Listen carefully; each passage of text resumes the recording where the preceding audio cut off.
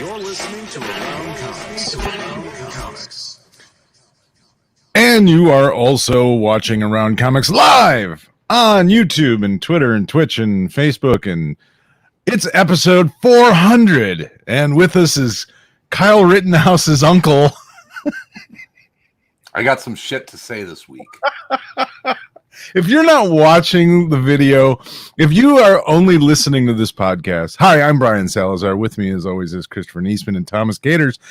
But if you're only listening to this podcast, do yourself a favor. If you've never watched any of our video feeds, any of our live video, go to the YouTube page and just, you have to at least see for a split second Chris, his persona today on episode 400, because it's just too good to miss. So Tom's fault. I think. Oh, sorry, Tom. I have you muted. Go ahead. I was gonna say Chris earlier was referring to the Biden-cron variant. Was what he was talking about. If you take Delta and Omicron and mix up the letters, it says media influence. I think this is a reoccurring segment of the show moving forward. This is episode 400, guys. This is huge. This is so moving. I didn't know about it until like 45 seconds ago. I know. He's like, it's episode 400. I was like, really? That's kind of sad. Glad you guys fucking care so much about this stuff. You know what also was 400? 400 Patriots. That's the 3%, my friend. That's the 3%. Yeah. Oh, I think this is Chris's Comic Gate corner we have going on right now. I said before the show, I'm drinking from a Wonder Woman glove or Wonder Woman mug because I love the opposite sex. Glug. I cannot do this much longer, by the way. So let's milk this. So get everything. This hat, by the way, my wife and I found it at a gas station in somewhere in Missouri, and Marta was like, "We have to get this hat. We must own it." And that was like, "Yeah, man, yeah, we're standing." Hell yeah. Chris, one of our Facebook users says, "You're in the bunker of freedom." All these comic books behind me are American comics made. There ain't none of that French comic shit in here. Yeah, European shit like that Black Sad. Old geezer, comic Tardy guy. What kind of weirdos put clothes on animals? Animals are clothes. They're not supposed to put clothes on them. Oh, this is lovely. This is our 400th episode. So congratulations, guys. We did it. We got there. So no one, as Tom said, no one ever told us to stop. No one will ever tell you to stop. Oh, they have. I just don't read those emails. I don't. Please stop. So, do you guys have your best 400 episode or 400 comic books of all time? Number 400 would be Checkmate issue number 23. This is going to be a 7.5 hour long podcast. I quit a podcast like that a long time ago. Oh, yikes! Chris's Greg Rucka countdown. GRC. I would be like John Byrne. You remember when they asked John Byrne to put together a list of his 100 favorite comics, and he said, "Yeah, Fantastic Four 1 through 100." Yeah, right. But I mean, that's not like a crazy answer, right? If like, what's your favorite 100 comics? There'd be like a chunk in there that's just like these 20 comics. Oh yeah. You know? So it's like he's being very honest instead of like trying to formulate 100 different, totally random comics. I would have to read 400 comics to try and come up with 400 comics that I could remember that I can't even, I couldn't even come up with them. Yeah, right. There'd be like, I guess another, Flash issue. Like, oh, he's picking 2. It's like, yeah, dude, there's so many comics. No crossovers. Yeah. No. Yeah. It's like your top 400 baseball players, there's going to be more than a couple Brewers on there for you. How many issues of Cerebrus was there? All of them. Just all of them. Really, in Bump. what order? From one until the Violin. last one. All of them. All of them. They're all. Issues 1 through 12, 17, 24, and 96 of Howard the Duck, Volume 1. I think I see. I have High Society by Cerebus on my shelf somewhere over here, but I won't pull it out. I do as well, somewhere over here. I don't know. Never That might be in read the that. box. Never read it. I have. It's a tome. I mean, it looks really cool, but I mean, it's very. I think it's very like unique. Yeah, You know, of like the look and like the tone of the writing, and like I can see why it kind of like found its own sort of audience. sure. It is like a really unique flavor. That's maybe an interesting question. So if we're talking, you know, like 400 episode kind of stuff, there's always those comics that I even own. They're on my shelf that I've never read that are considered like masterpieces of the medium, and I'm just like, yeah, I'll get to that at some point. It's like, what's one of those like comics that everyone assumes that you have read that you have not? Oh wow, let me think. I'm sure there's. I have never read Mouse. Huh. I will at some point. I just haven't made the time to do it. I mean, I guess Cerebus, other than that one trade that I don't know if I finished, it's one of those thick ones. Yeah, it's a big mess. It's the thick ones. I remember being like, oh, this is interesting. Mm-hmm. I don't know if I've ever actually read the entirety of From Hell. I find it I could get get that. boring and It's sort of like visually like very brutal. Yeah. It's sort of like you're just sort of like, oh man, like it's more of this. A few years ago they came out with the color version of it. It's long. Like, okay, I wonder if that'll help. Huh. I mean, it's pretty bleak and just visually like, damn. I may have read it all once, but I couldn't for sure say that I have. Mm-hmm. You know, like I know I've tried multiple times and I may have gotten through it once, but even if I did, I didn't. It was like out of your brain. Yeah. Just like, yeah, okay, I read it. I definitely didn't absorb it. You know, I get through like the first 26 pages of it and I feel like, okay, I got a handle on this book, and then brain. It's not the thing that you're guessing. No. And then like I mean the art in it is by Eddie Campbell is like awesome, but it's also like but it's brutal like, is a great way to describe it. It's unrelenting. Yes. It just is like, damn, I've been looking at this for like a really long time, right? And it's like that it's got like such a stamp to like the style of it, you know? Yeah.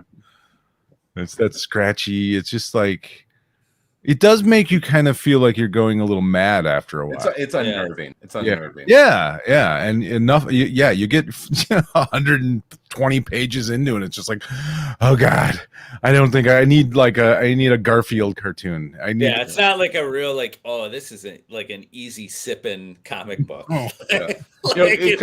Because it's weird because we talk about it's the Malort of it's moon. It's I was gonna say it's moonshine. It's fucking. It's gonna make you go blind. That Canadian club.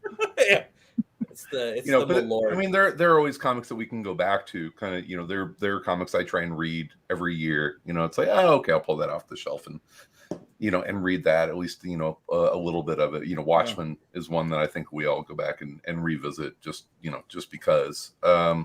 But yeah, there are those few comics that they kind of stare at me from the bookshelf and they're like, you should read me. I'm just like, I don't have that in me right now. Yeah, it's almost time for my annual reading of Crisis.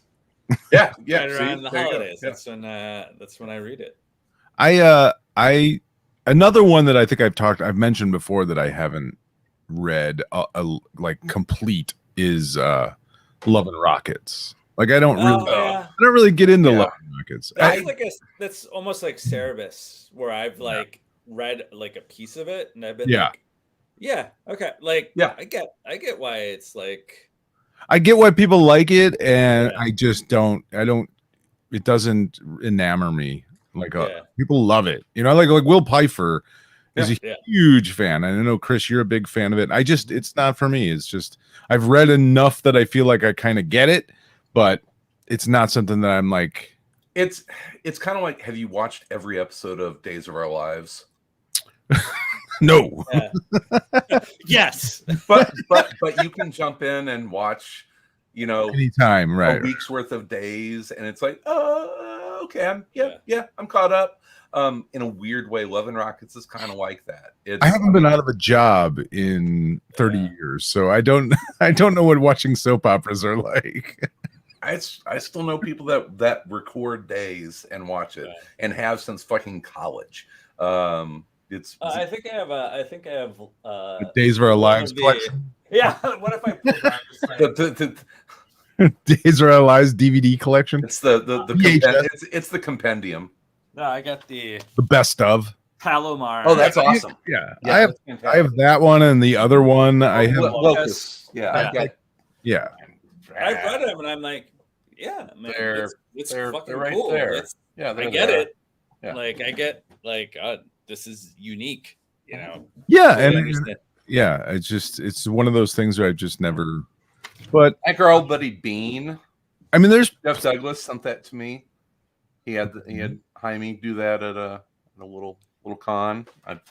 We'll keep it forever. There's I mean, there's tons of like collections I have of like showcases. Yeah. And I have some Golden Age, Silver Age stuff that I get, you know, like I'll read a few issues of here and there, but there's only so much Doom Patrol, like Silver Age Doom Patrol you can read. You weren't meant to read it all in one big. Right. It's like, God damn, this is repetitive. Showcases are great for like the bathroom. You just leave one in the bathroom, and you know, over 6 months, maybe you get through. I love the Jimmy Olsen showcase because those comics are so bathroom comics. Right? Like they're just like, oh, this wrapped up in like 8 pages. Perfect. And like perfect and just like goofy and not at all complicated.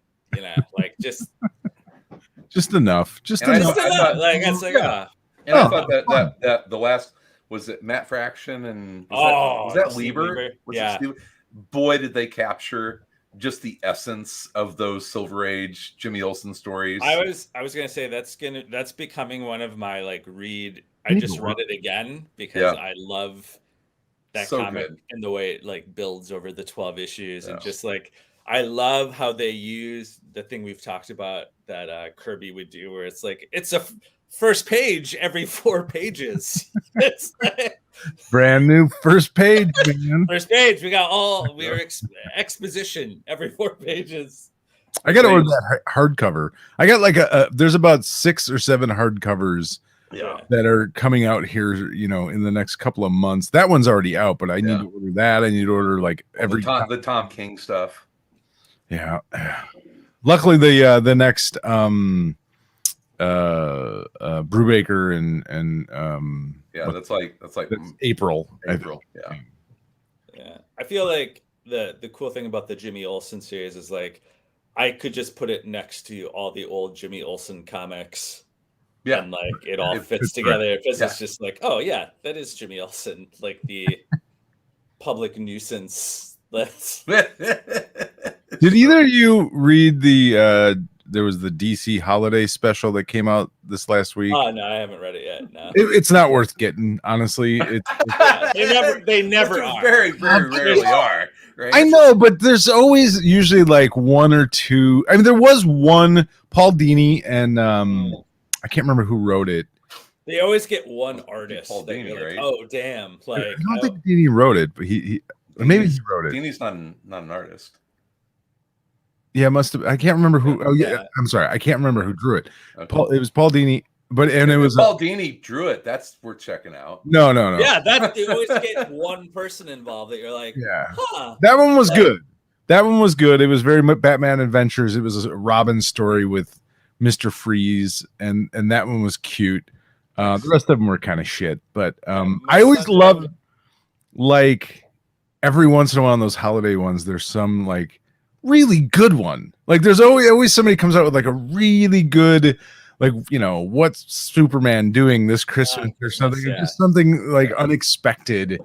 But yeah, this the Dinim was good. It was the best of them, I think. But that's I don't know why that reminds me of this, but you know, just like those little gems that you find in comics that are unexpected. Do you remember that? Was it a Web of Spider-Man story? Was it the Flowers for Rhino? Do you remember that story? Flowers for Rhino. It sounds familiar, but I don't remember it. It was like this, like out of the blue, like really fucking touching story about Rhino. That's what this was. Yeah, right. Yeah, right. It was basically Robin is and I don't even know what Robin is. I guess it's Dick. I don't know. They don't say. No, it looks like Tim. It looks like Tim Drake. But anyway, he's in like downtown Gotham. He's trying to find a present last minute for Bruce.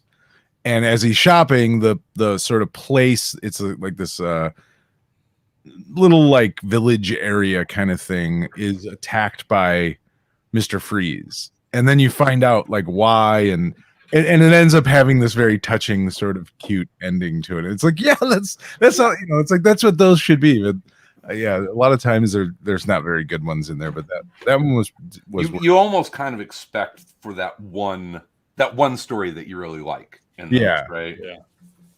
But I'll tell you what, I mean, to jump into something else that I did read this week, and I don't know if you guys did or not, but the issue 2 of Robin and Batman. I have it on my list of things. Ooh, that came out this week? Yeah, just terrific. Just as good, if not better than the first issue. Probably, I would say better than the first issue.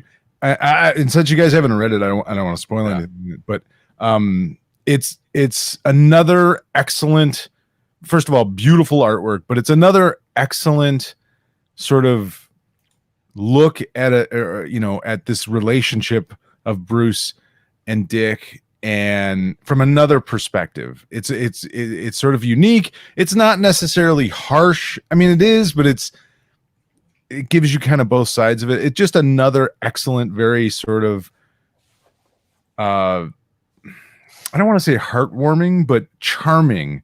It's a very fucking charming book, even though it's also sort of dealing with this, this issue of like Bruce Wayne is not necessarily a great father or role model for this kid. But one of the things I didn't notice the first issue that I noticed this issue, and I'm not sure if it is a digital effect or if it is actual physical, but it looks like every panel is a separate watercolor painting. Oh, that's cool. It is then scanned, like it even has like rough edges, like watercolor paper on every single panel. And I don't know if it truly is or not. It wouldn't surprise me, because I know that's mostly what his work is like, is watercolors. But I'd be shocked if it was like every single panel he cut watercolor paper to the size he needed. If he did, it's fucking awesome. And I want one of those pages. And I do, and I want one of those panels. But it's so cool. And if he didn't, and if it's just sort of a a digital effect, it's still pretty cool. It's still, you know what I mean? To get to that level of minutia of like how the paper would feel. But I won't ruin the story for you guys, because it's very good, and you should enjoy it for yourselves. But it was excellent. Another excellent issue. That series, I can already see me wanting to get the hardcover when that Rhino story. I looked it up. It's from Spider-Man's Tangled Web, if you remember that. Peter Milligan. Yeah, it's Peter Milligan. It's Peter Milligan and Duncan Fegredo. Huh. Like a young Duncan Fegredo. I don't know if I've ever read it, but I'm gonna have to find it. Find it. It's one of those. It was one of those just kind of like out of the blue, just like, what am I reading? Yeah, it was. I love that stuff. It was one of the first times that I remember reading a comic that was sympathetic to the villain. And you were like, your mind was blown. You were like, wait, what? This is 2001 Tangled Web. Yeah. Remember when Peter Milligan was like the next Grant Morrison? Well, I remember when Peter Milligan was. Who says he isn't? He was better than Grant Morrison. Yeah, I mean, Peter Milligan had a fucking run for a long time. Carved out his own little path, which is cool. For sure. Yeah. I couldn't pick him out of a lineup, but he's written some weird stuff. For sure. Some good stuff though. Good stuff. Oh, for sure. Absolutely. Yeah. Did he have a long? Do I want to say Hellblazer run? I don't think it was long. Maybe he did. I don't know. Let's see. Yeah. Milligan's one of those guys that's like, I know I should have read more of Peter Milligan's stuff than I have, and probably have read a lot that I didn't realize. Yeah, I don't know how long he wrote on Hellblazer. I don't think it was a huge long run, but I don't think he's done anything like long sort of, Ecstatic and X-Force was pretty much it, was he on X? Yeah, okay, that makes sense. Yeah, that's there you go. Yeah, his human target might be worth picking up now that Tom King has brought that character back to prominence. Yeah, there you go. That's more Peter Milligan that I know I've read that I forgot. Yeah, good stuff. Absolutely. What else? What else is going on here? I read this book about Dungeons and Dragons. A book? Is it a book or a comic book? It's a graphic novel. It is not a rule book about Dungeons and Dragons.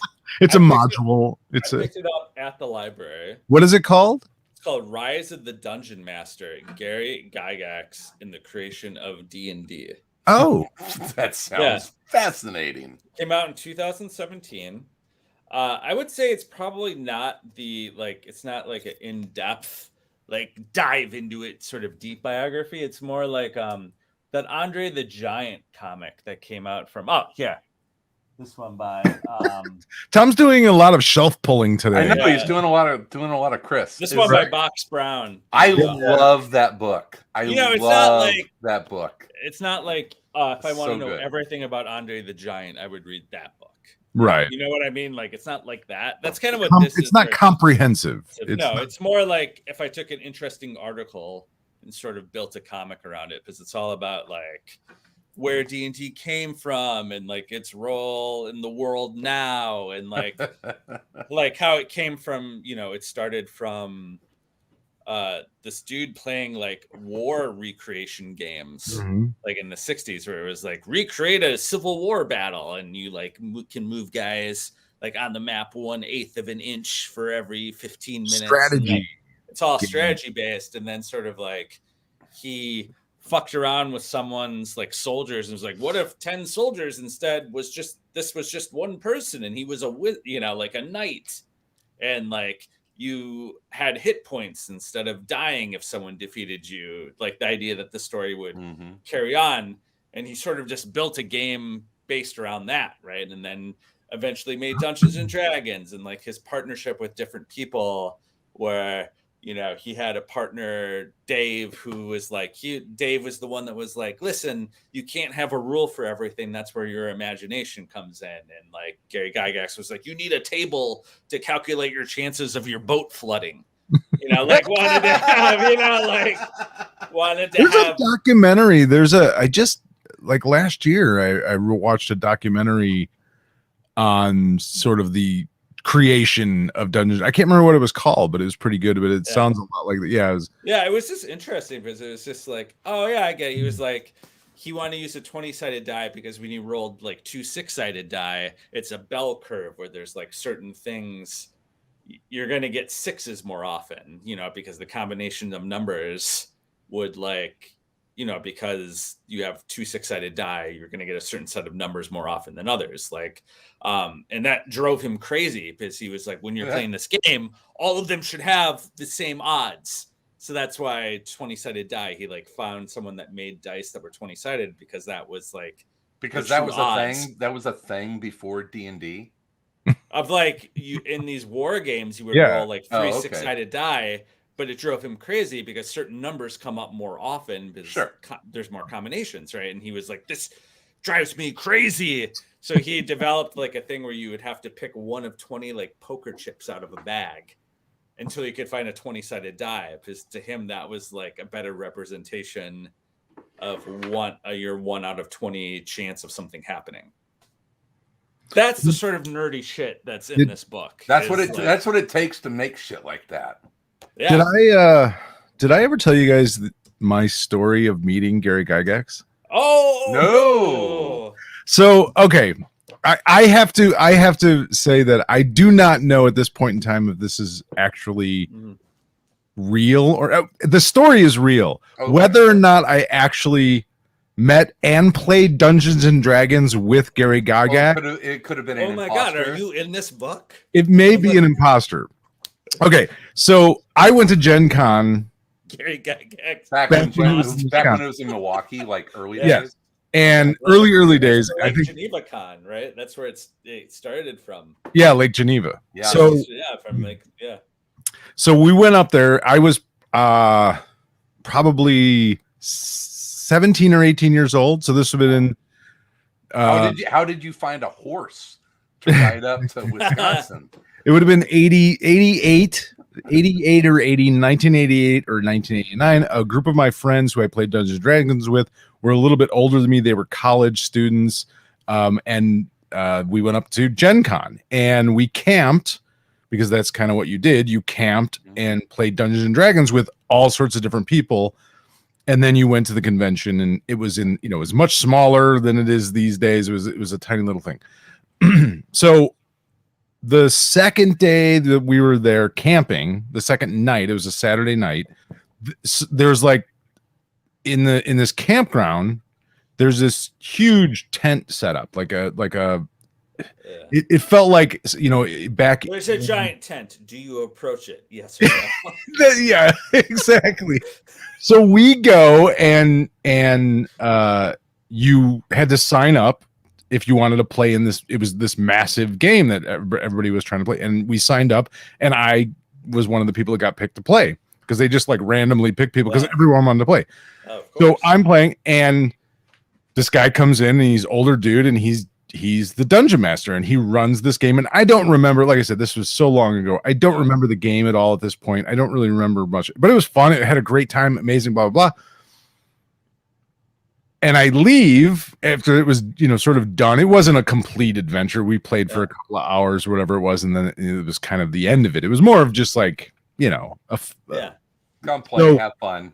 Go back to my campground area where all my friends are at. And they're like, oh my God, I can't believe blah, blah, blah. And I'm like, yeah, it was pretty cool. And they're making this huge deal about it. And then they're like, at some point someone was like, I can't believe you got to play with Gary Gygax. And I'm like, what? And they're like, Gary Gygax, the guy who created he was the DM. I'm like, what? What?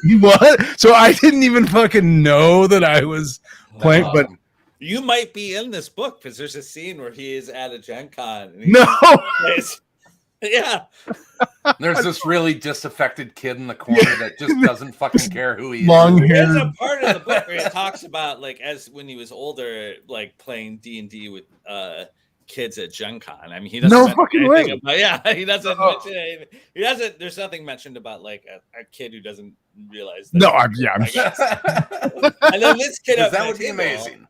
Well, I don't think it was that odd of a thing, really. In 1989, and it was like nobody even. I didn't know who Gary. I mean, I knew the name, but I didn't know he wasn't like a superstar or anything. He wasn't in that world. I think he was pretty, well known. But yeah, so I apparently I played Dungeons and Dragons with Gary Gygax as the dungeon master.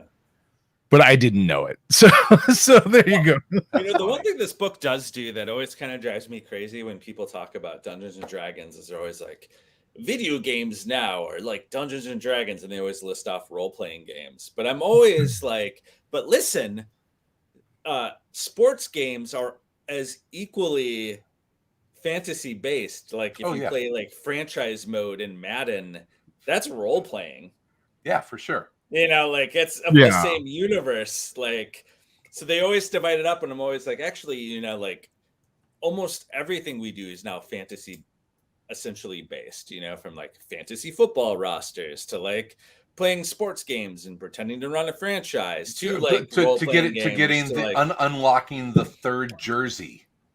Yeah, you know, right? You know, it's different uniform. You know, now would be a good time for you, Chris, to throw those sunglasses back on and like playing the role of a. Back when we played Dungeons and Dragons, it was just about killing shit. That was it. Or like playing. There was no talking to horses, killing dragons. Like the deep. There was no getting in touch with your fucking emotions. It was about killing shit. And we didn't even have half elves. Yeah. You were pure blood or nothing. Role playing like the deep state. Then they started changing the rules. Different dice. It's terrible. I play original Dungeons and Dragons first edition. That's it.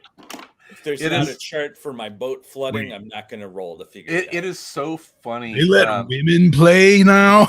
Oh, he talks about that in the book. He was like, the cool thing about when it changed from conventions about war games, which was mostly the nerdiest people you know, like arguing about history, to like Dungeons and Dragons, there was actually women at it because like it wasn't like the topic wasn't the complete nerdiest bullshit that no woman would ever want to be. It was also like elves. They had elves now. Yeah. There was it was like a step up. There was going to be some women at these conventions. Finally, some poontang at these conventions. Instead of arguing about like the price of like these women were also in 1812. Yeah. You know, well, these women were also carrying their own like their own copies of the Similarian.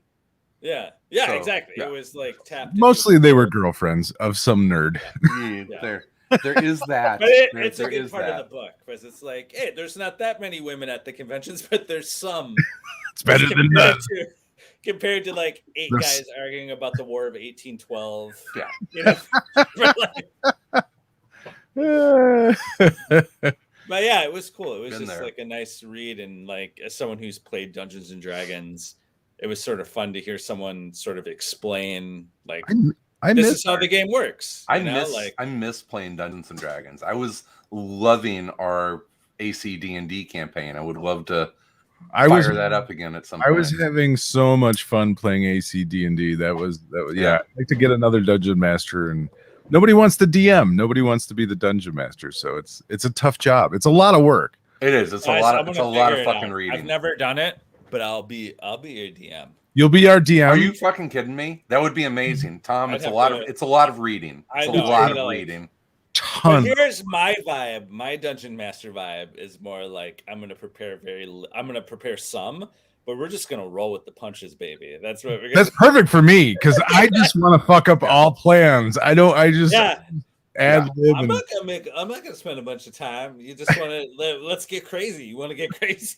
Let's get nuts. You want to get nuts, card bitches? Let's get nuts. We'll do whatever.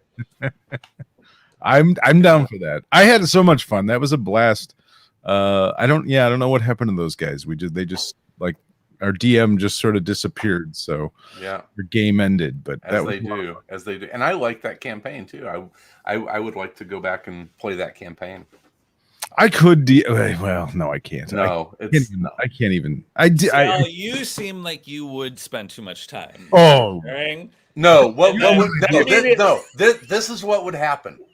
Sal would over fucking prepare for like 4 months, and then 1 week he'd be like, "I'm not doing this anymore." Fuck no, I didn't want to do the story. I did it for my kids. Yeah, and I was having a really hard time with it.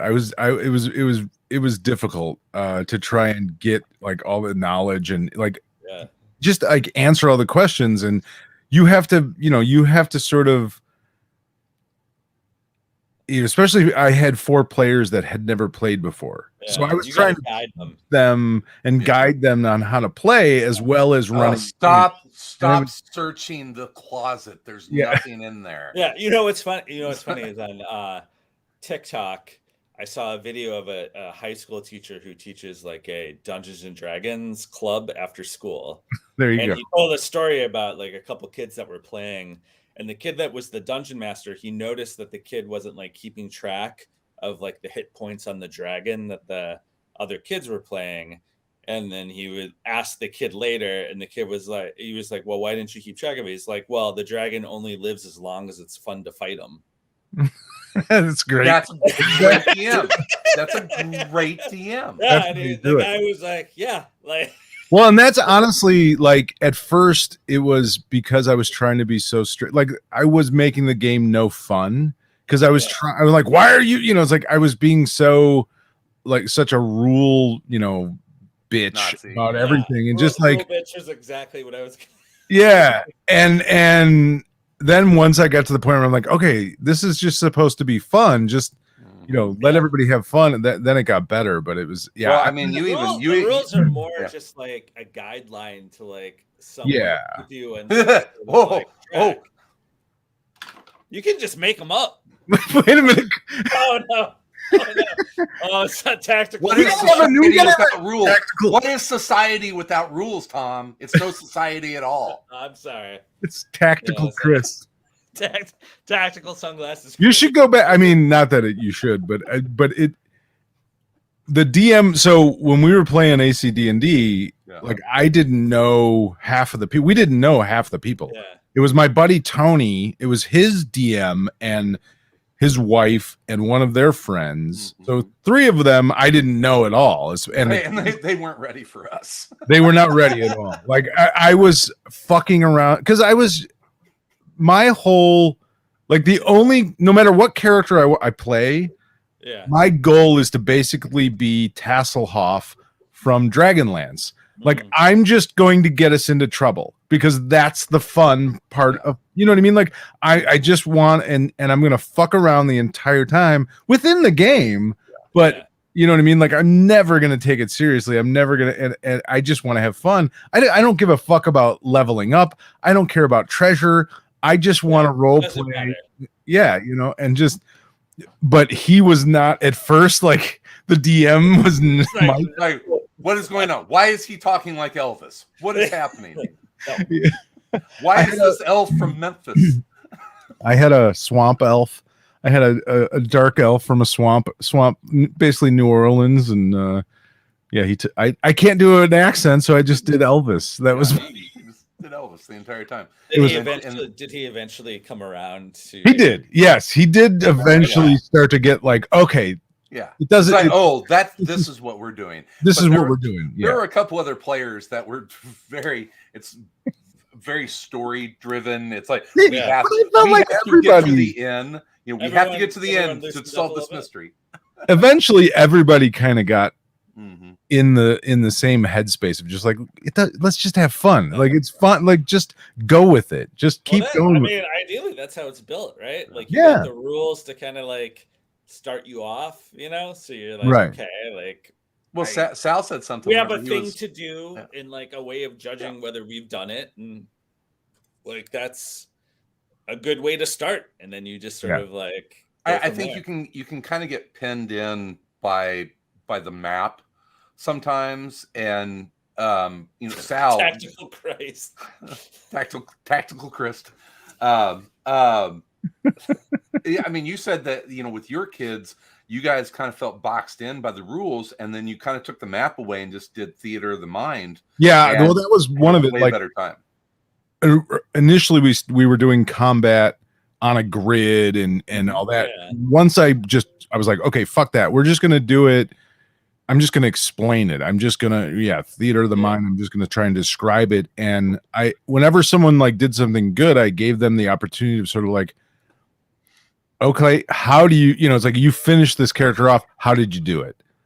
And just make it up, like just create some sort of ending. Like, I don't care. You rolled a natural 20. How do you want to behead this guy? Or how do you want to, you know what I mean? And you're not worried. It's like, oh, were they 30 feet away? Can they actually get there? Are they, tell a good story. Do they have advantage? At some point, it's just like, let's all make a good story together. That's what it's supposed to be, right? Like, it's just supposed to be a good story.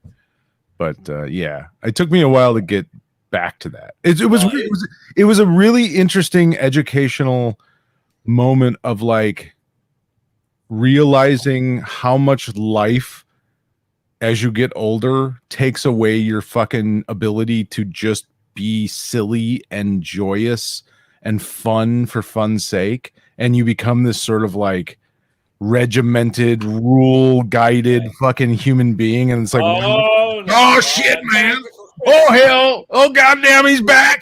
That's when they get you. That's when they get you. When the fun goes away.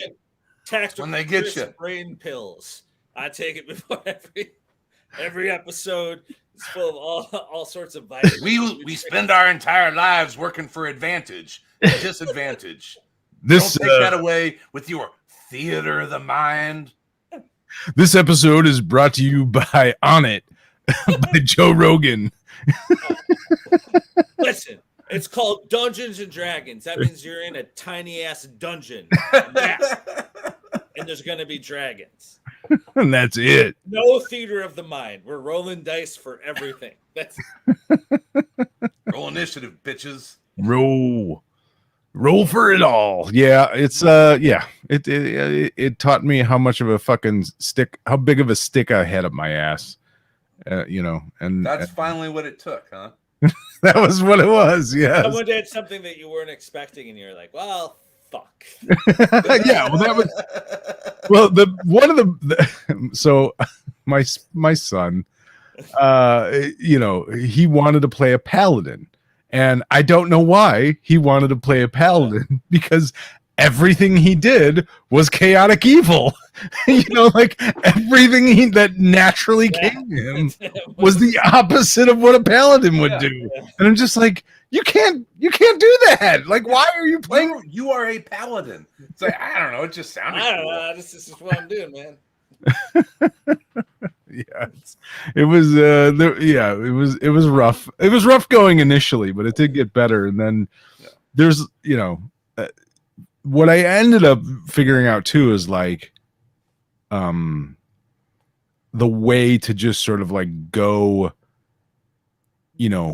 wherever they were going, like it didn't matter. I didn't have to try and push them through the story as much. Like, just sort of, there was ways to sort of always get back to where you need to go. Yeah. You know what I mean? Like, you don't have to, because that can be frustrating when you're like trying to follow this storyline. Yeah. And they all of a sudden, inevitably, your fucking group of murder hobos decide to just do something completely outside of logic. You got to figure out, like, okay, how do I just gently at some point bring them back instead of the TPK. Yeah, because that's and that was the thing too. Like, I was trying to get through to my kids, because one of the things was like they were playing it like it was a video game. They were playing it not to die. Yeah. And I'm like, listen, I'm not going to kill you. Like, that's not my goal. Yeah. I'm not trying to kill you. I'm trying to get you to play the game. Be a hero. Be heroic. Like, they were doing everything like terrifying. They were scared of everything. I have to maintain my life. Check for traps. Check for traps. Yeah, it was just like that goddamn room. Check for traps first. Everything was just sort of like, how do we not get hurt? And it's like, well, no, you're a hero. It's always the good DM that's like, would you guys like to check for traps, maybe? Yeah. Oh, yeah, let's do that. Yeah. You found a trap. Yeah. I'm gonna kill you guys. 15 minutes in, you're like, game over. Just wipe them all out. It's like, I can kill you anytime. Like, if that's what new characters. Yeah, if your intent is to kill them, like, it can happen at any moment I want. Not my goal. Nobody has fun with that. That's like playing a video game that, set on like the hardest setting, and or playing 12-year-olds in Call of Duty. It's the same thing. There's no fun in it. There's no fun. No. I have more than once rage quit playing NBA 2K against my son, or Madden football. Fuck this. My son, he destroyed me in 2K the other day, where he didn't have to. All he did was dunk on me. He didn't take a single jump shot. Like it was endless dunk after dunk. Like he was throwing alley oops and just like he was using like the like 1990s Eastern Conference All Stars, like, and it was just like dunk, like never had to shoot it, never had to take a shot. Don't you have a jump shot? It was just like Scottie Pippen throwing like an alley oop to Michael Jordan over and over again. And just what's the John Favreau movie with Vince Vaughn? Swingers, when they're playing NHL. Yeah, it's like watch me, beat the shit out of Gretzky. Oh, look, he's bleeding. We used to play the shit out of that game. Oh my God.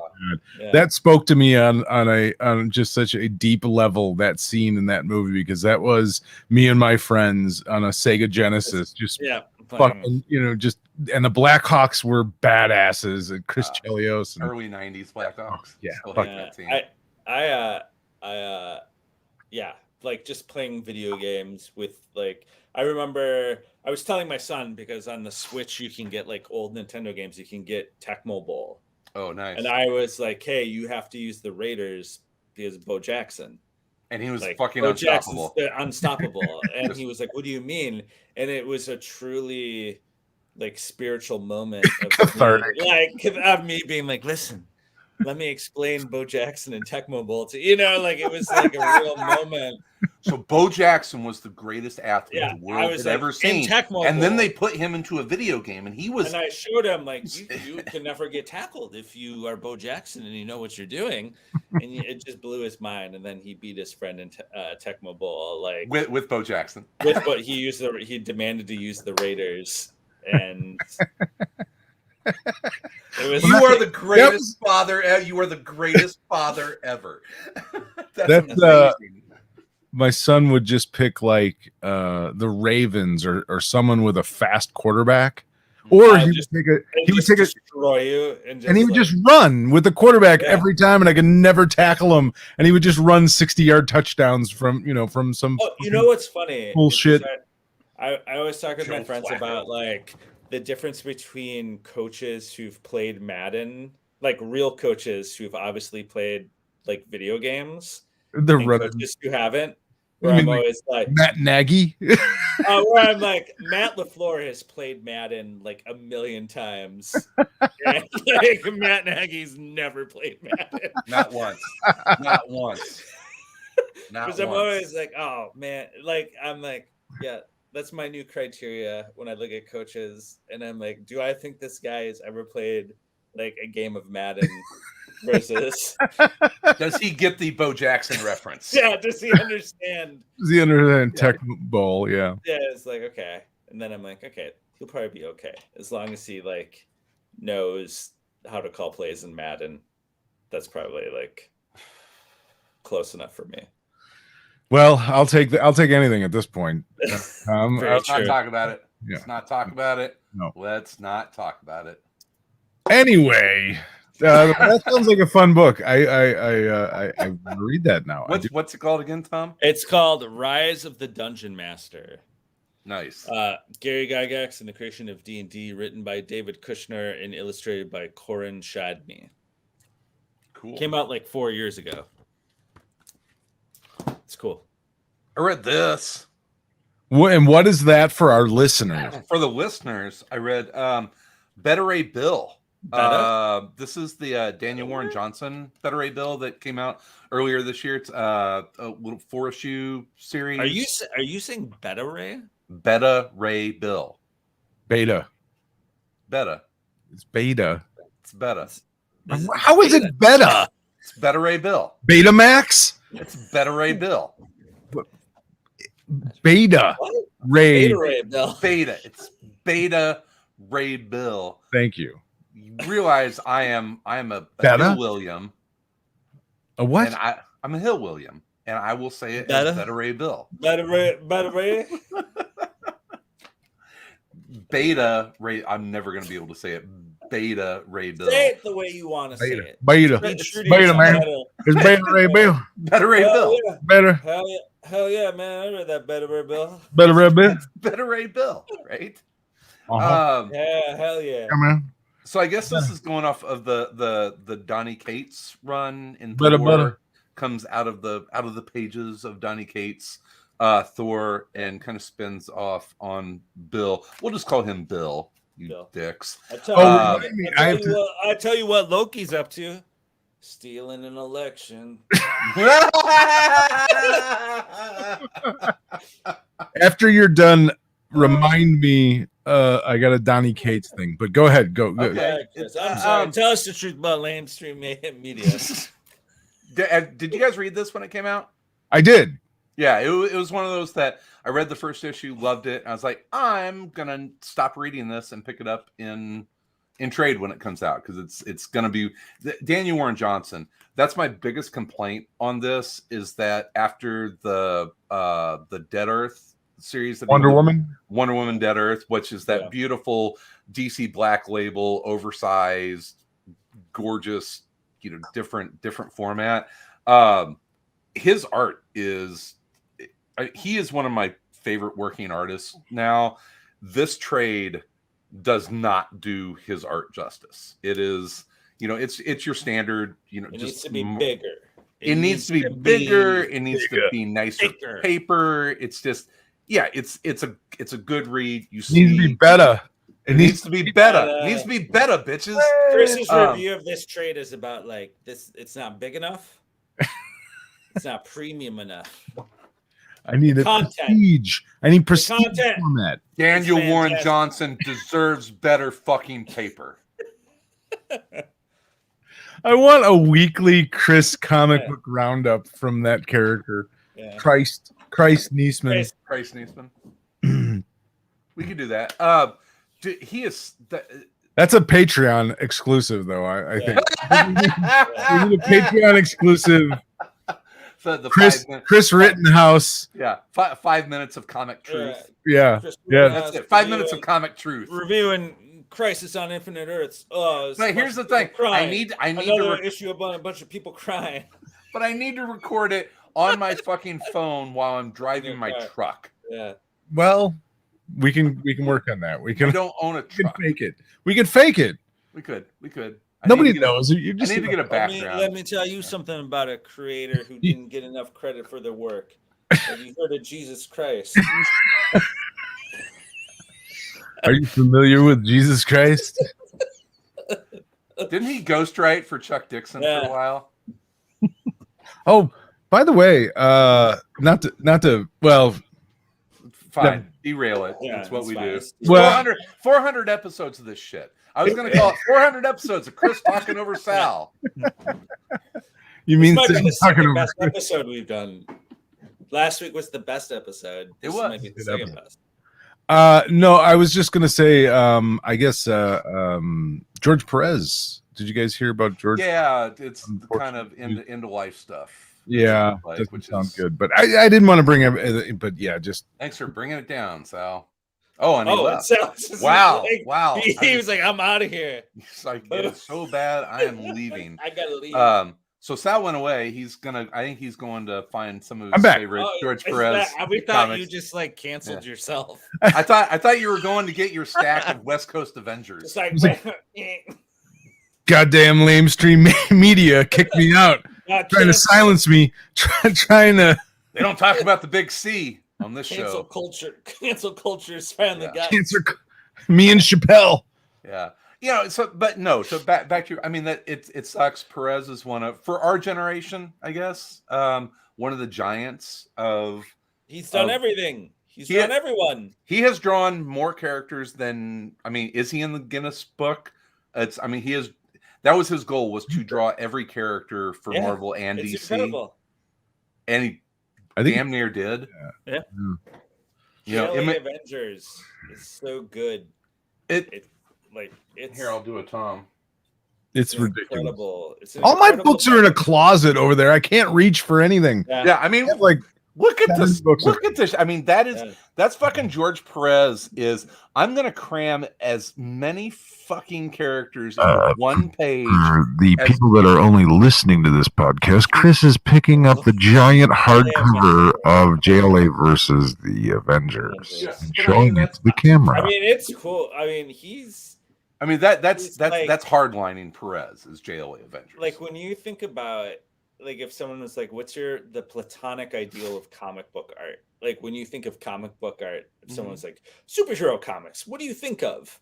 Oh, like George Perez would be up there as like Perez, Byrne. I'm like, that's what comic Kirby, books obviously. Yeah. Oh God, who drew Superman for a million years? Chuck seen your moment. Oh. No. Schafferberger? No.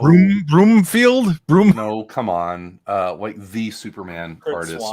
Kurt Swan. Kurt Swan is that. Well, probably was that for a generation. You know, that's what a comic book hero looks like. That's what Superman looks like. It's Kurt Swan. I mean, there was a reason. Who was it Mort Weisinger?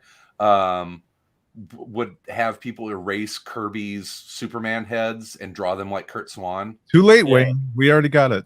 Thanks, Wayne. I got you, man. Yeah, I know the names. You've heard those stories, right? And you look at something like the Fourth World stuff, where it's obviously someone else has drawn that Superman head, and they made it look like a Kurt Swan Superman on a Kirby body. Yeah. Can I can I derail things again? Sure. So we have this weird. He's a terrible goddamn DM. Yeah. But fun player. So we have this comment on YouTube from this person, Fresh News 247. I like that name. I was going to mention them last week because he said something that I really appreciated, which was he said something about like he had just found us on YouTube and really appreciated the fact that we actually talked about comic books and didn't just do like, countdown lists and what was hot, that kind of stuff. But this comment that he just posted, he said, I saw a man kidnap a dog once. I was 6 hours into a D&D game. I feel like I could have saved the dog if I just asked for a 5-minute break. I don't know how to respond to that comment. I treated the dog very well after that. He I just part of my dog army. The only role you should be playing is as a patriot defending your country. Teddy, come here. So there we go. Sleeping. That's a weird fucking story. Yeah, that's an odd story. I just thought I'd bring that up. But back to comics. I don't know. Where were we? Beta Ray Bill. Beta Ray Bill. Were you done? Were you done with Beta Ray Bill? No, I can be. I just, it's neat it's neat to see that character actually get some spotlight time because everyone loves that character, even though the amount of comics that have been written about that character are really fucking finite. Right? Yeah. I mean, there's not a whole lot of you can't make the Beta Ray Bill omnibus, right? Why do we love Beta Ray Bill so much? Why he's fucking weird? Is that what he's just a weird Thor? I mean, I'm in total agreement. I've loved him since his creation. I remember reading it. Yeah. In the issues. He makes Thor more interesting. It's Walt Simonson's kind Thor. Of boring. Yeah. And he needs other characters around him a bit. He needs like an interesting history, or like, there's like a Thor who's an alien, or like, Thor's a frog. Here's a little thing. It was a time when comic book covers still really mattered. I will never, ever, ever forget that first Beta Ray Bill cover for Thor, where he is breaking a Beta Ray Bill cover of Thor, where he's got Stormbreaker and he's destroying the Thor logo. I mean, that is if you want to talk like iconic comic book covers, that is an iconic 1980s comic book cover. And I think the love affair that was a huge introduction for a character. The Mighty Thor 337. Yeah. I just pulled the trade, the Visionaries trade. Yeah. Walt Simonson. Yeah, I mean, beautiful. What an awesome fucking cover. I'm holding it up, everyone. But you're absolutely right in the idea of like he hasn't been in that much. I mean, even the stuff that he was introduced in his whole story, it's this very odd thing that fit into the lead up to like Ragnarok, right? Like wasn't that and it's this alien, creature that has the powers of Thor, can lift his hammer. It was this weird thing. And he's got a gigantic fucking battle starship called Scuttlebutt. Yeah. Right.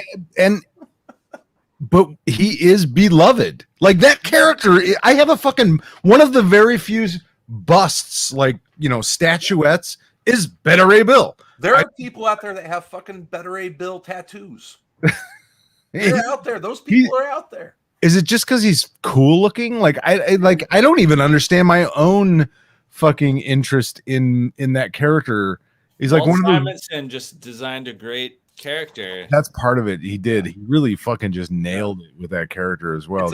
It's a giant horse alien who has the powers of Thor, and it's that really cool mix of Marvel cosmic with the Marvel Norse world. Yeah. And when the mythological Marvel universe mixes with Marvel cosmic, it is peanut butter and jelly, and Beta Ray Bill is that character that marries them, right? Also, the difference between the two, between Thor and Bill, is that Thor was just sort of, granted this. He was born; it was his birthright. He was, and Bill sacrificed. Mm-hmm. His planet died. He was a more empathetic character. He was a more fitting hero. Yeah, absolutely. And I think this trade really does a good job of sort of giving you even more to like about Bill. And you get to see him in white jeans and a t-shirt, which you haven't been able to do before. Right? Wayne says, Thor needs the Warriors 3. Yeah, he needs those characters around him that complement him and make him more interesting. I've always loved Lady Sif. Like she's always been in the movies. She's one of my favorite characters. I want a Lady Sif movie. I want, I love the design of that character. I know. She left our boy hanging in this series. She was not kind. Not kind. She didn't see the beauty within of Bill. And there was a sad scene where it's just like, well, just change back.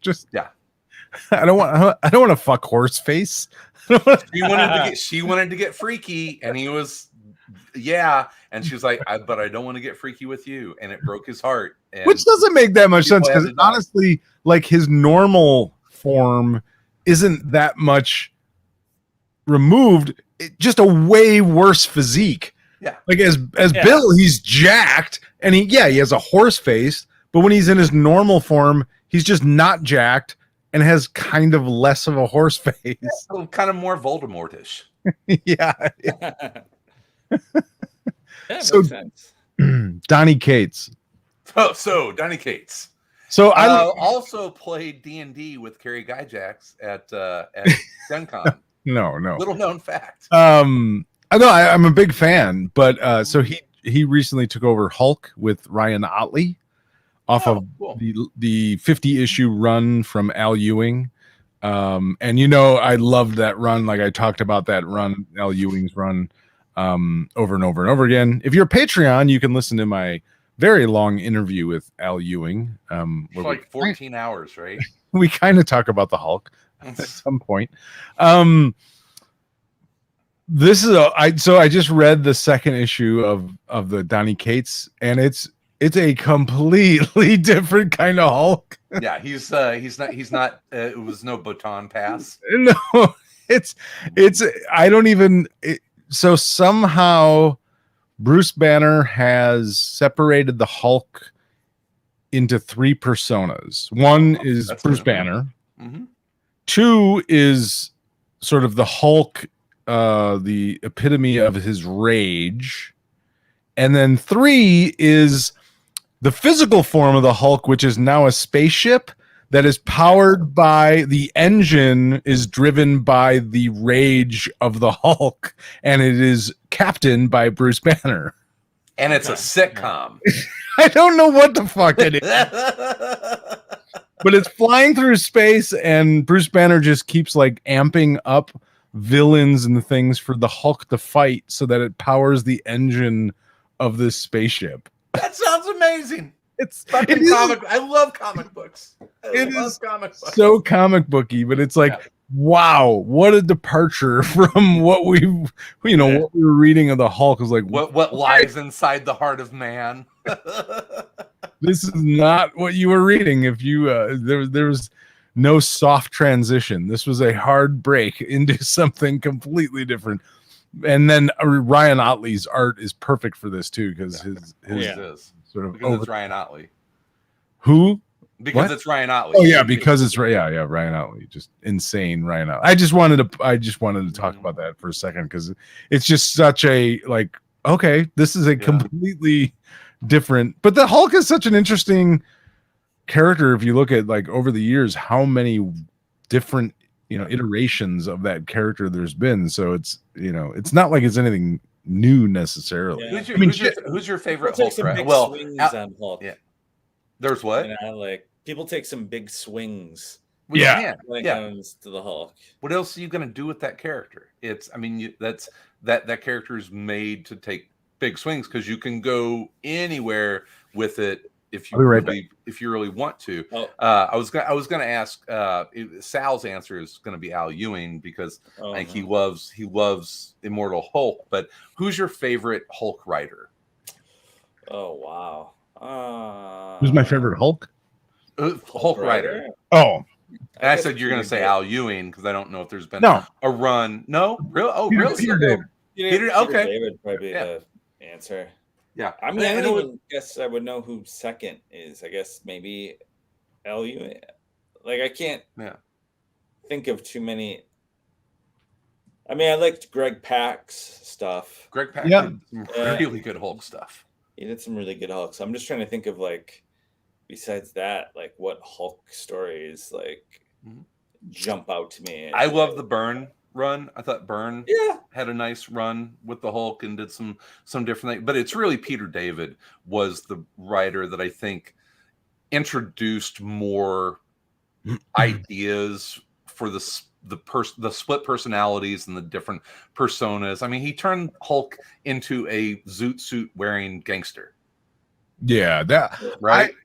I loved all that era of the Hulk and just the weirdness and how strange and different and the different places that he took that character. So yeah, I love Al Ewing's run. I absolutely think it's fantastic. I think it's one of the best runs. That's a Planet Hulk. That's a Greg Pak. The Planet Hulk stuff was great. Yeah. But yeah, I would have to say Peter David. I mean, I think he really was maybe I don't know. Who was sort of writing him behind. I don't even know who was writing the Hulk before that. Yeah. Well, I mean, exactly. Probably everyone's had their shot at the Hulk at some point. Yeah. Len Wein wrote the series between 1974 and 1978. Okay. That seems like a Len Wein kind of comic, right? With Sal Buscema. Yeah. That was probably a lot of the just fighting Thunderbolt Ross over and over again. Circus of crime. That would have been the Drifter era of the Hulk, right? Drifting from one southwestern town to another, then fighting, throwing tanks. Wolverine and Bill Mantlo took over in 1980, issue 245. Okay. And then Peter David took over in like 1985 and wrote it for like 20 years. Something like that. It was a long time. 12-year run. Yeah, that's huge. In 80. Oh, he started. I'm sorry, 87. So yeah, John Byrne did it at 86. What didn't fucking John Byrne do from 1985 to 87? He was a busy guy. He was prolific. Yeah, he was. It feels like he was doing X-Men and Fantastic Four, and then went to DC, or then he did the Hulk, and then he did Superman, and he had like 3 years where it's like felt like he was doing everything. Paul Jenkins for a while. Oh, yeah. Greg Pak. Mark Wade. And Lennon Yu. That was okay. I remember that. Yeah. But yeah, Peter David. I mean, he really, after Kirby and Ditko and those guys, Bill Everett on art, one of my favorite underrated artists. Really? Yeah, I think Bill Everett is a really underrated artist. I will have to. I don't know if I would know Bill Everett comic art if I saw it. He did some Submariner stuff that is absolutely fucking gorgeous. Like, unbelievably gorgeous. But yeah, some of his stuff is really fantastic. Did we ever figure out why he has wings on his feet? Hermes? I don't know. He's a mutant. Never have understood that. Yeah, he's a fish guy. Why does he have wings? I don't know. Get the wing. Never did get the wing thing. I don't know. Who created Submariner? It would have been a Kirby Lee thing, right? No. Well, no. Mariner probably predates Submariner's golden age. Yeah. Or no, it would predate Stan, probably. Submariner. I will look it up. You be the show host. I will look it up. I'm the show host. You're the show host. Computer, show me Submariner. It was I don't know. When was he created? He was long time. Bill Everett created him. It was Bill Everett. All right, there you go. Yeah. His first appearance was in Motion Picture Funnies Weekly #1. Well, there you go. Uncirculated, and then Marvel Comics #1. Yeah, Marvel Comics #1. That tells you something, right? Hell yeah, bitch. With Human Torch, Kazar, the Angel, and Submariner. And they was beating up Nazis, is what they was doing. That's right. Mm-hmm. As well they should be. Exactly. That's so funny. Seeing that mentioning of Kazar, and is that how you guys say it? Kazar or is it Kazar? Kazar. Kazar. There was a time when Kazar was one of the most popular characters at Marvel Comics. The X-Men Kazar not crossover, but when Kazar was in the X-Men during that Neil Adams, Roy Thomas run, that was to bolster numbers. That was to get more readers on the X-Men, was by having Kazar show up and be on the cover. Kazar. Look at this fucking Bill Everett page and tell me that's not fucking awesome. Like that's hold on, I gotta expand my ooh. Yeah, that's pretty. I mean, that's fucking phenomenal. Look at that. Yeah. Look at those lobster creatures, whatever the hell's going on. I don't even know what's going on there. But look at this. I mean, yeah, this beautiful. I don't think Bill Everett ever got the credit for his work. There you go. Go get some of that. Go get some of that original art. Yeah. I don't know how much that's worth. Probably a couple of bucks, couple of dollars. Couple dollars. Cool.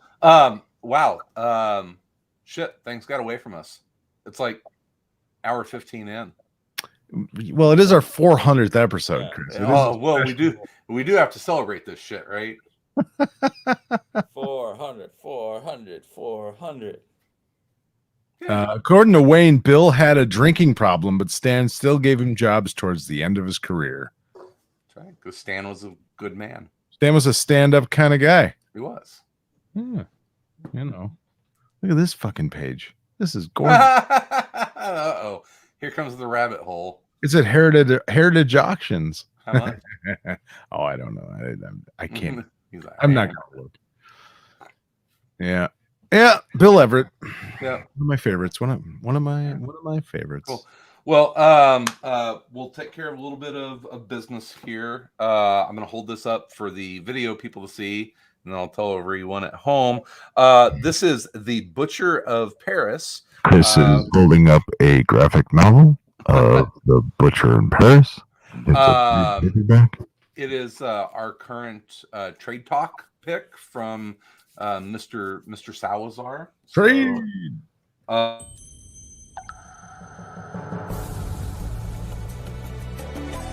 This is our Trade Talk. You know, I love that stinger. So that's our Trade Talk pick. That's Sal's Trade Talk pick. It's so pretty. I decided to actually buy the trade instead of checking it out from Hoopla. But you can indeed get it on Hoopla. Order from your favorite comic book purveyor. So we've got that coming up in about 3 weeks or so. We'll be talking about The Butcher of Paris. Weird holiday schedule. I think we're back next Tuesday, right? Should be, yeah. Tuesday. There's a Tom Versus coming out, Christmas themed. Ooh. Yeah. Hey, a little Christmas present for everybody. Freedom fighters go to the North Pole. Nice. We do have two new patrons this week. Nice. We have Kurt Koenig and Kevin both signed up this week for patrons. So thank you. Thank you guys. Yeah. Sal and I got back to some ACTV this week. So I did my homework assignment. We'll see if he does his. And what was my homework assignment again? Let's watch at least the first fucking episode of I did start watching it. He hates it. I didn't hate it, but I mean, it's not bad. I enjoyed it. I hope you enjoy it too. It's not the fucking Mona Lisa, but it's enjoyable. It's very pretty. It's really pretty, right? Which speaking of some cartoon stuff, do want to say, man, if you like animated deep dives brother into the DCU, brother. Listen, brother. Man, you want a deep dive? Young Justice. This last season of Young Justice has been really cool. They are getting into the DC mystic stuff, which I love. So they've got Zatanna and Dr. Fate and Clarion the Witch Boy and Randall Savage. They're getting deep diving into DC mystic stuff, which is they had Madame Xanadu on an episode. It sounded like you said Randall Savage. Ooh, Randall. Randy Savage. That is his real name. It was Randy. Vandy Savage. Oh, Randy Vandal Savage. Have they done someone must have done a Vandy Savage joke in a comic where it's Vandal Savage. Miss Elizabeth, I'm gonna tell you. Snap into some fascism. I live forever. Cream of the crop. He should write Vandal Savage should talk like Randy Savage. He could. He should. Granted the unlimited lifespan. Tom, if you're not watching Young Justice, I think you specifically would dig it because they threw in some pretty obscure DC characters. The Justice Society. So that's the kind of stuff that you can get by being a patron. So check that out at patreon.com/around comics. Tom's got Tom Versus for you. At some point, apparently Tom is going to be our DM, and we're going to bring back D&D, which will be amazing. I think we should do just like a 6-week campaign. Would be fun. Philip Quick said, congratulations on 400, guys. I just want to thank you guys for getting me through some long work weeks. Also, Tom's still the shit. Still the shit. Still the shit, Tom. You're still the shit. This is probably like our 700 and something episode. Who knows? Listen, brother. Yeah. Numbers are only a limitation. This is. I watched an amazing Macho Man documentary. I make up my own numbers. Do you realize that he put out a rap album? Yeah. That's right.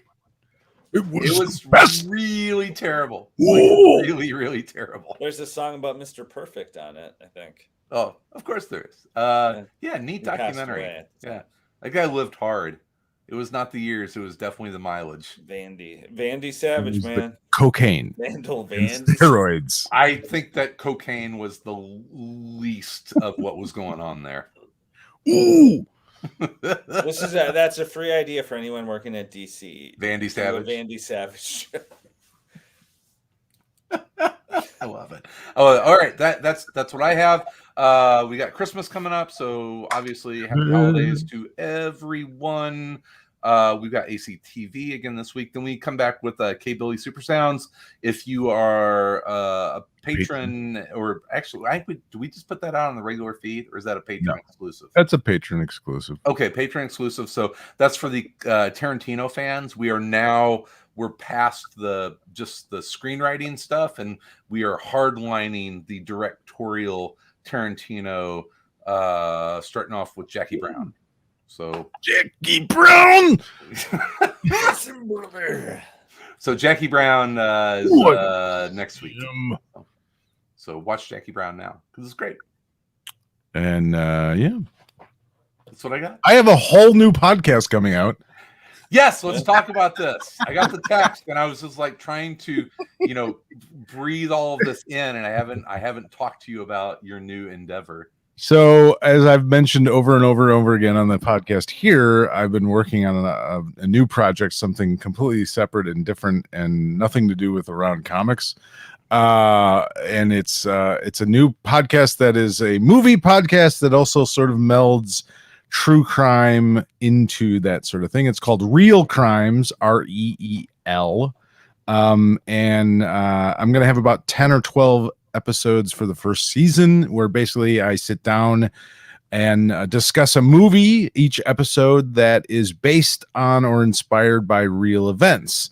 So I think in Cold Blood. In Cold Blood is one of them. Yes, absolutely. That's in season 1. I do In Cold Blood. I do Rope from Alfred Hitchcock. I do Tombstone, because that's based on true events. So not everything is just crime. Some of it is a little, out there. But the movie Scream, which is based on some serial or inspired by some serial killer. Different movies that are based on Son of Sam and Summer of Sam. I'm working on that one. I did the Amityville horror, because that's based on. It starts off with some real killings in that house and that kind of thing. So yeah, and so I go through the movie, and I also go through the real events and sort of kind of compare them to one another. I don't know, Sal. I don't think that people dig on any true crime stuff. I think you're it's a fool's errand here. So I'm planning on releasing the first episodes. I have 3 episodes that I'm going to release after the first of the year, but I'm going to release the first episode on our Patreon page for our Patreon listeners, in case they're interested. Are you going to call Andy Parks to talk about? I already talked to Andy. Yes. Well, I did In Cold Blood. I actually talked with Will Pfeiffer. Nice. Cool. I want to do a bonus episode talking to Andy's really busy right now. That's awesome. So, but he did. I did talk to him already, and I do want to talk to him about that movie a little bit, and about obviously his book that he did with Chris Somney. Capote in Kansas. So that's going to be sort of a bonus episode at some point. I already talked to Andy about that. And yeah, there's going to be some bonus episodes, extra stuff I plan on doing in between, but it's really it's going to be a season thing. Like I'm going to put out the first season is, like I said, 10, maybe 12 episodes, depending on how much I can get done here in the next couple of you run out of movies eventually. Well, it's not the movies that's a problem. Honestly, I have a list of about 350 movies. Oh, wow. Yeah, are we a sick society? There's plenty of movies to do this, and like I said, they're not all true crime. I'm stretching out into stuff that's also, you know, sort of like based on supernatural events or based on myths. I did The Hills Have Eyes. It's based on the Shawnee Bean myth of a cannibal family that lived in Scotland. So it's some of it is not directly linked to a actual event or that kind of thing, but I want to have fun sometimes with some of these movies as well, and it gets a little tired talking about serial killers sometimes, so I don't necessarily want to do that over and over and over again. But I think it's really a unique thing. I don't know that anyone is really doing it at this point. I haven't really seen anything, and I'm having a lot of fun doing it. So yeah, look for that. Real Crimes. Like I said, it won't launch until after the first of the year, but if you're a patron of Around Comics, you're going to get the first episode weeks ahead of time. So I'm going to put that up there here soon, next week or so. So look for that. We had someone in the comment section that said they have a question, but they Vegas question. I don't know if they are going to Vengeance CNS. What's your question, Vengeance? You got to type it. We'll give you a second here before we sign off. But no, I'm looking forward to that, Sal. That's I will give it a listen. Yeah, it should be interesting. Like I said, I've you guys really didn't know anything about it until I was 3/4 of the way done with it, and I sort of did that on purpose because I didn't want our input. Well, not that I didn't want your input, but I wanted to do it sort of just see what I could do with it before and if I could fucking do it. That was it's a ton of work, to be honest. Every episode is a huge amount of research because I'm not a historian. I'm not a true crime fanatic. Like, I know some of this stuff, but a lot of these movies I don't know much about the reality of the real events, so it takes a ton of research for me to put it together. Movies and research, things that Sal hates. It is things that I sort of kind of like, but and there is going to be an episode that, interestingly enough, though, I just recorded it. It's a bonus episode. It'll probably be within the first, 2 or 3 weeks that I release the episodes, where I talk about the time where I actually met someone that went to death row for murdering someone. So there's sort of a personal aspect to this as well. But I think it's going to be interesting. I think it's going to be fun, and I hope people like it. So please check it out, and when it's available. Real Crimes, REEL Crimes. That's so clever. Thanks. I try. Even better than that, some of my bonus episodes are going to be called Once Upon a Crime. Oh, there you go. So just I can come up with that stuff. Yeah, but you can already see the logo. Next season, I'll get you guys, if you're interested at all in joining me for any of these. I'll just see if there's some cool real crime stuff that was written about some places where I grew up. I don't know if they have been translated into film. Yeah. So, well, even if it's just a movie you enjoy, you don't need to know. The way that's sort of playing out is like I kind of, the guest watches the movie, but hopefully doesn't know much about the history, and then I'm able to sort of educate them on that history. Edutain them to a higher level. Yes. Yeah, so it's a way to learn about two things at once: movies and sort of the how to kill someone and how to murder people. No, not how to murder people. But. All right, awesome, guys. Congratulations, 400 episodes. Yay! We did it. Woo! Yeah, we did it. We hit that. We hit that milestone. Joe G wants to know what's your 400th favorite comic. 400th favorite comic. Probably something by Peter Milligan. I don't even like The Walking Dead 35. Yeah. Maybe. I don't know. No. Yeah. Oh, Joe mentioned the Chicago World's Fair, which it wasn't the World's Fair, it was the Expo. The Expo. Yeah. The book, The White City, Devil in the White City. Devil in the White City, and I've got a Geary Frank.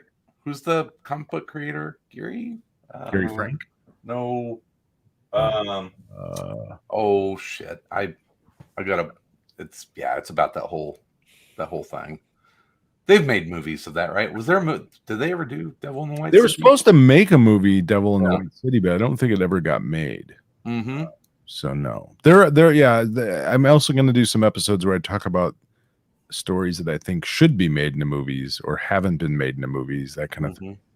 Yeah, I got a lot of planned stuff, but between Around Comics and just putting out 10 or 12 episodes in 3-4 months, I don't have a whole lot of extra time. So I hear you. All right, well, let's wrap this one up. Guys, thank you, listeners. Thank you, people in the comment thread. Thank you, all that. The age of the beard. Yes, thank you, Sean. All right, put on my tactical glasses and get us out of here. Chris. Yeah, all right. He's back. All right, round him up. Roll out. Roll out. It's scary how much you should be driving a Ford. Autobots, roll out. Is that it? Is that it? Yeah, I'm done. That's right for our 400. We're not doing the regular ending to the show. No, I'm sorry. All right, so we'll be back next Tuesday, not Thursday. We'll be back next Tuesday, 8:00 Central Standard Time. If you want to watch the live feed in the meantime, in between time, we'll be everywhere in and around. It's 400, 401. Feta. Feta. Federayville. Feta.